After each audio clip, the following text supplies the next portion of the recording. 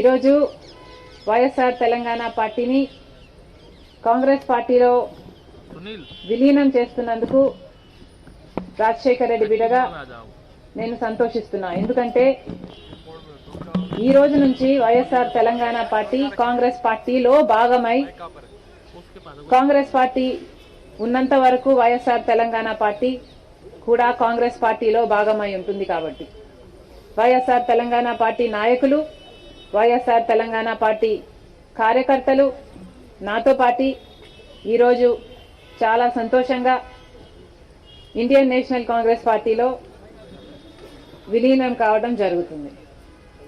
రాజశేఖర్ రెడ్డి గారు బ్రతికున్నంత కాలం నమ్మకంగా కాంగ్రెస్ పార్టీకి సేవ చేయడమే కాకుండా రాజశేఖర్ రెడ్డి గారు చనిపోయే నాటికి కూడా కాంగ్రెస్ పార్టీకి సేవ చేస్తూనే చనిపోయారు.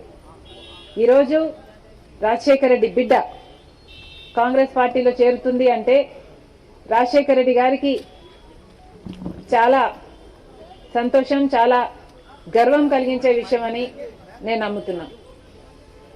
ఎందుకంటే ఈరోజు మన దేశంలోనే అతిపెద్ద సెక్యులర్ పార్టీ కాంగ్రెస్ పార్టీ. కాబట్టి కాంగ్రెస్ పార్టీ మన స్వాతంత్రం వచ్చినప్పటి నుంచి పునాదులు వేయడం దగ్గర నుంచి ఈ దేశాన్ని కట్టడం దగ్గర వరకు కాంగ్రెస్ పార్టీ హస్తం ఉంది.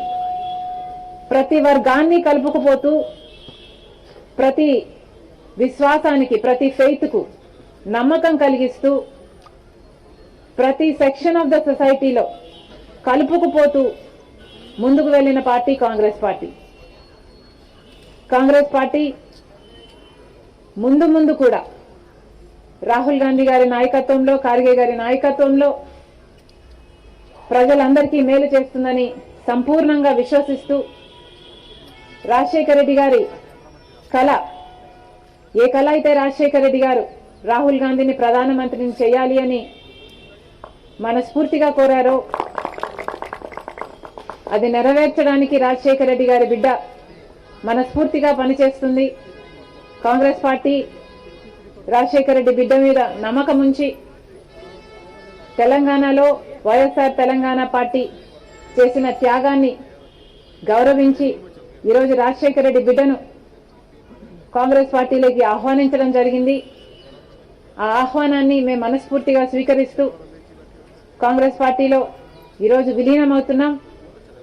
ఈ రోజు నుంచి కాంగ్రెస్ పార్టీ ఏ బాధ్యత మా మీద ఉంచినా ఆ బాధ్యతను విశ్వాసంతో సంపూర్ణంగా నెరవేర్స్తామని నాతో పాటు వైఎస్ఆర్ తెలంగాణ పార్టీ నాయకులందరూ కూడా మనస్ఫూర్తిగా మాటిస్తున్నాం.